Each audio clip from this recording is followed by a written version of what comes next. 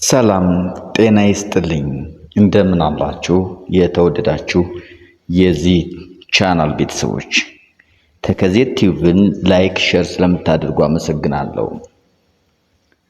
የሀበሻ ጀብዱ ራስ ካሳ ያለምንም ጭቅጭቅ በኢትዮጵያ ውስጥ ካሉ ሀብታምና ከፍተኛ ስልጣን በእጃቸው ካሉ ጥቂት ከፍተኛ ሹማምንቶች አንዱ ናቸው።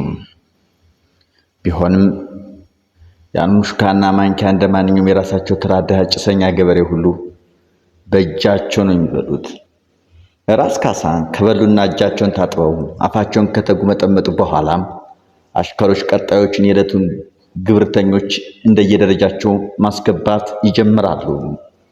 በራስ ካሳ ጦር ውስጥ ከራስ ካሳ ቀጥሎ ከፍተኛ የሚባለውን ስልጣን ያለው የበኩር ልጃቸው ደጃዝማች ወንድወሰን ነው።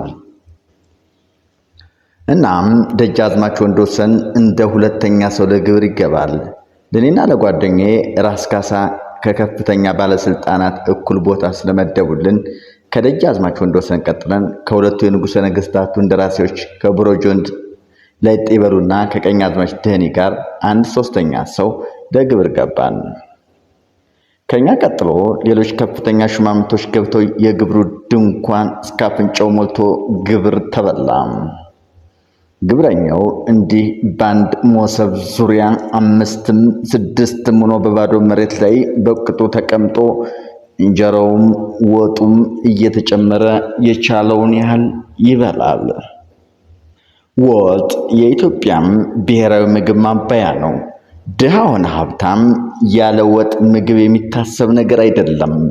ልክ እያንዳንዱ ህንድ በየቀኑ በእርድ የተቀቀለ ሩዝ እንደሚበላው ሁሉ እያንዳንዱ ኢትዮጵያዊም በየቀኑ የራሱን እንጀራ በወጥ ይበላል።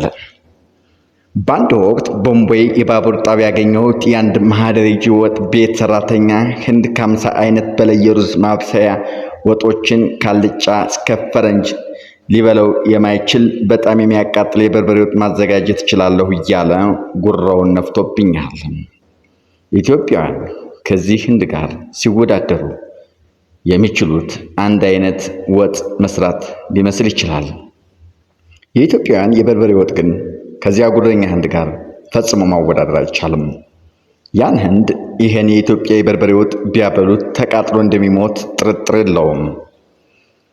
እንዲህ ግብር ገብተን ስንቀመጥ ብዙ ጊዜ በቅርብ የተቀመጠ ሹም ወደ እኔ ዞር ብሎ በወጥ የራሰ እንጀራ ጠቅልሎ ያጎርሰኛል። በእርግጥ ይህን ጉርሻ መቀበሉ ብዙ ደስ አይለኝም፣ ግን ምን ማድረግ አለብኝ?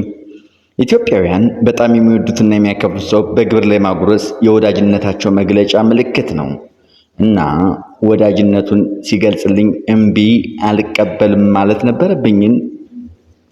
ምንም እንኳ ግብርተኛው ወደ ግብር ከመግባቱ የእጅ መታጠቢያ ውሃ ቢቀርብለትም ለአመል ያህል እጆችን ውሃ ያስነካቸው ይሆናል እንጂ እጁን ታጠበ ማለት ግን ፈጽሞ አይቻልም።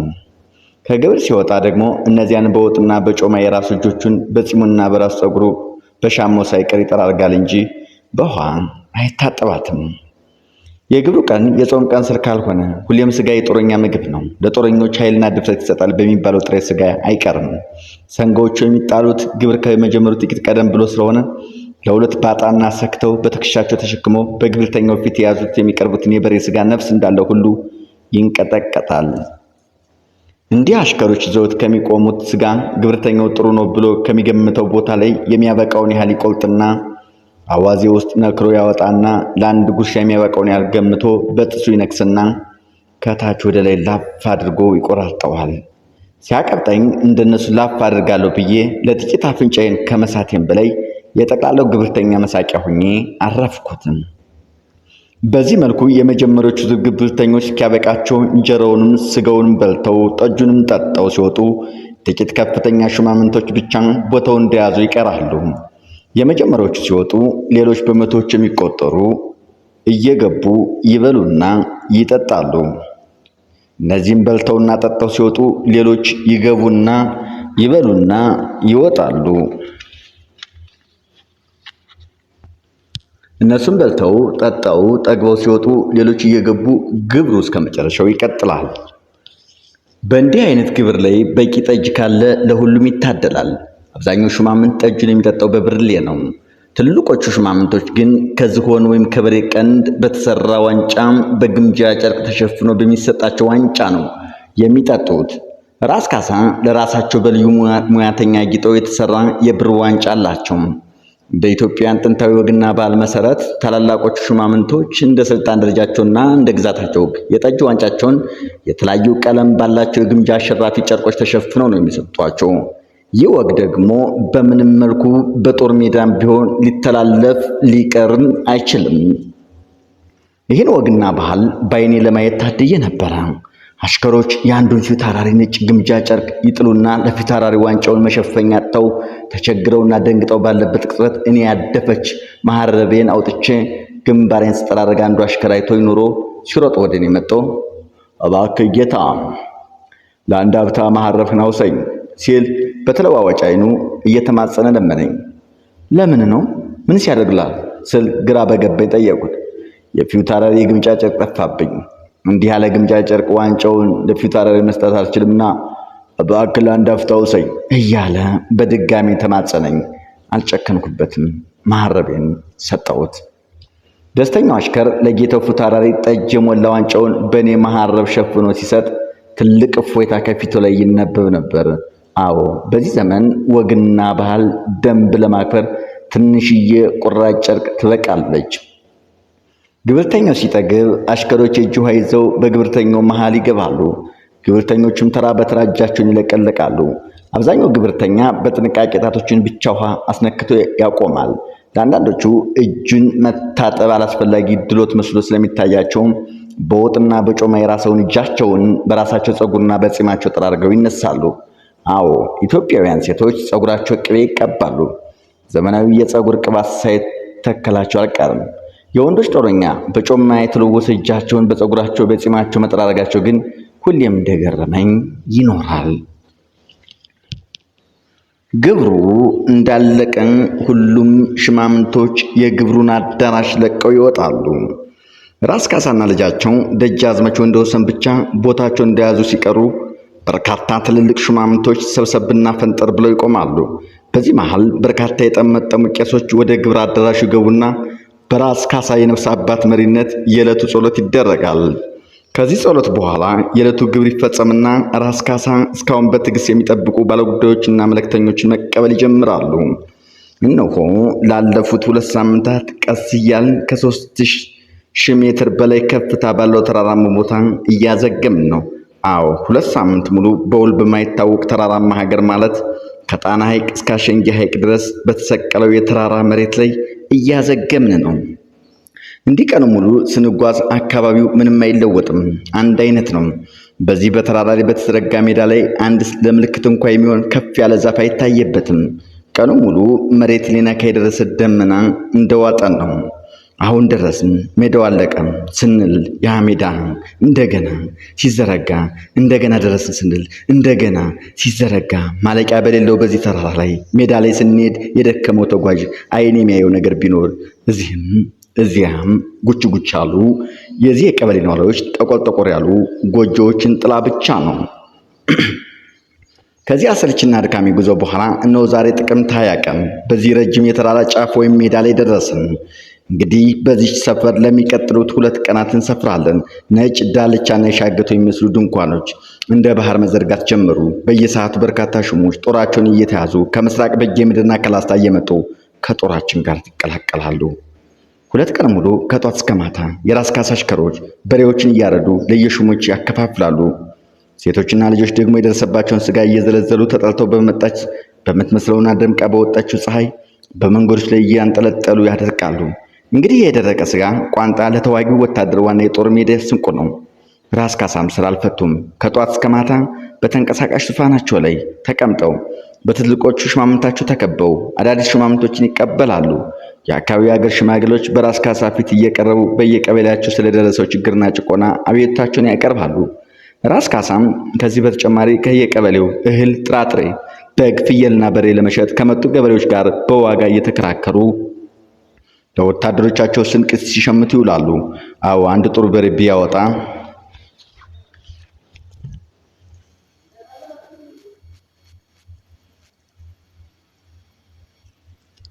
አንድ ጥሩ በሬ ቢያወጣ 8 ብር ብቻ ነው። ከሁለት ቀን በኋላ ራስ ካሳ ለጦራቸው ወደፊት እንዲሄድ ቀጭን ትእዛዝ ሰጡ። ዛሬም ወደ ተከዜ ወንዝ ሳንወርድ አፋፍ ላፋፍ በተራራው ሜዳ ላይ ነው ስንሄድ የዋልነው። እንግዲህ አፋፍ ላፋፍ ስንሄድ ጠላት ባይገጥመንም አጥንት ድረስ ዘልቆ የሚገባ ቅዝቃዜ ግን እያንሰፈሰፈን ነው። ወፍራም ሹራብ ደርቤ በብርድ ልብሴ ብጠቀለልም ምንም አልረዳኝም። አልፎ አልፎ ከፈረሴ ላይ እየወረድኩ ሰውነቴን ለማሟሟቅ ሶምሶማ ባሮ ኖሮ በፈረሴ ላይ እንደተቀመጥኩ ደርቄ እንደምቀር ጥርጥር አልነበረውም። ለእነዚያ ምስኪን ኢትዮጵያውያን የገበሬ ወታደሮች ከልብ ያዘንኩላቸው።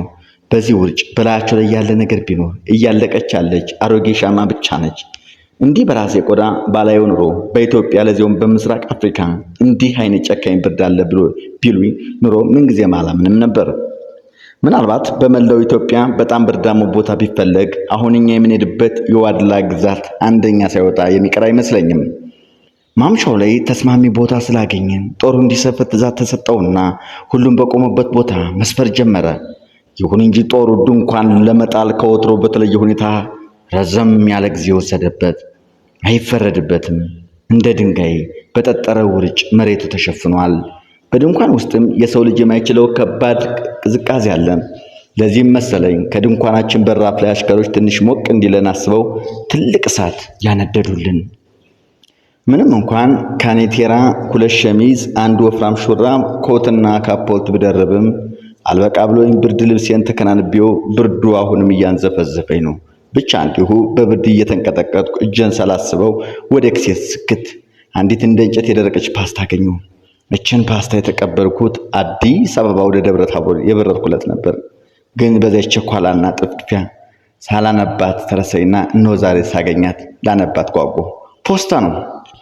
ምንም እንኳን ፖስታዋ ብትደርቅም እንደምን ከፈትኳትና ማንበብ ጀመርኩ። የደብዳቤው ፍሬ ነገር እንዲህ ይላል። እኔ አሁን እረፍቴን ዩጎዝላቪያ ውስጥ እያሳለፍኩ ነው። እዚህ ጥሩ የአየር ጸባይ አለ። በየቀኑም ፀሐይ ስለሚወጣ ሙቀቱ ኃይለኛ ነው። ሁሌም አስብሃለሁ። እናም እኔ እንዲህ በዚች የባልካን ሙቀት ስቃጠል አንተ በአፍሪካ ሀሩር መጠበስ ሲታወሰኝ ከልብ ያዘንኩልህ። በጣም ተናደድኩና ደብዳቤውን ጨምድዴ ከፊቴ በሚነድ እሳት ውስጥ ጨመርኩት። የአፍሪካ በረሃ ይቀልዳል። በሰሜን ዋልታ አካባቢ እንደሚኖር እስኪሞ ድሪቶ ብሪቶ ሆኜ እሳት ዳር ተቀምጬ ጥርሴን በብርድ እያፋጨው በአፍሪካ ሀሩር መጠበስ የምትለው አረፍተ ነገር አናደደች። ድንቅ የአፍሪካ ሀሩር።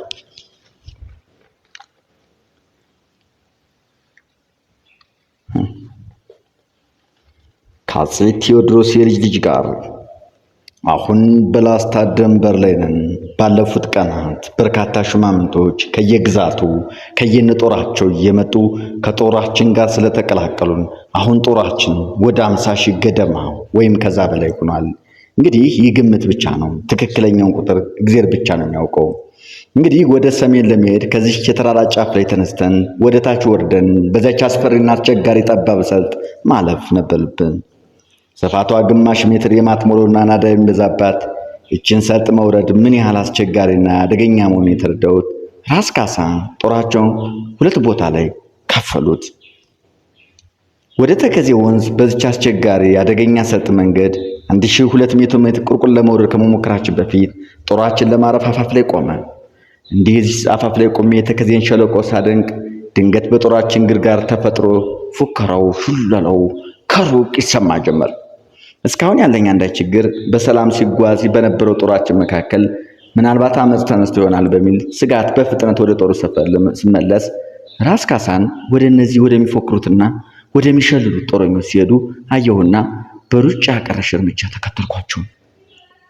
በቦታው ስደርስ በእነዚያ በሚፎክሩትና በሚሸልሉት መካከል የራስ ካሳ የበኩር ልጅ ደጃዝማች ወንድወሰን በበታች ሹማምንቶቹ ተከቦ የአባቱን መምጣት ሲጠባበቅ አገኘ ነው። ወዲያው ደጃዝማች አባቱን ሲያይ እየሮጠ መጥቶ ከእግራቸው ስር ወድቆ እግራቸውን ለክብራቸው ስሞ ሲነሳ እንደ አባትና ልጅ ተቃቅፈው ተሳሳሙ። አንጀት በሚበላ ሁኔታም ተሰነባበቱ።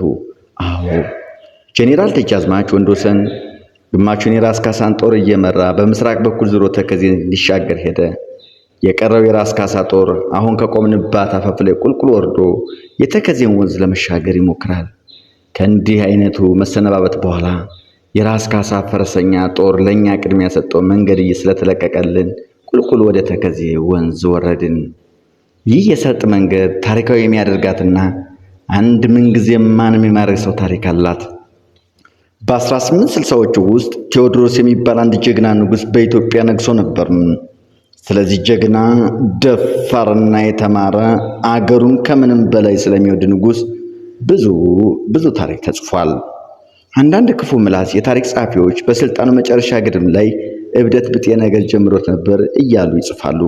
ሌሎች ደግሞ ቴዎድሮስ ከጊዜው ቀድሞ የመጣ ንጉሥ ነው እያሉም ይፈላሰፋሉ።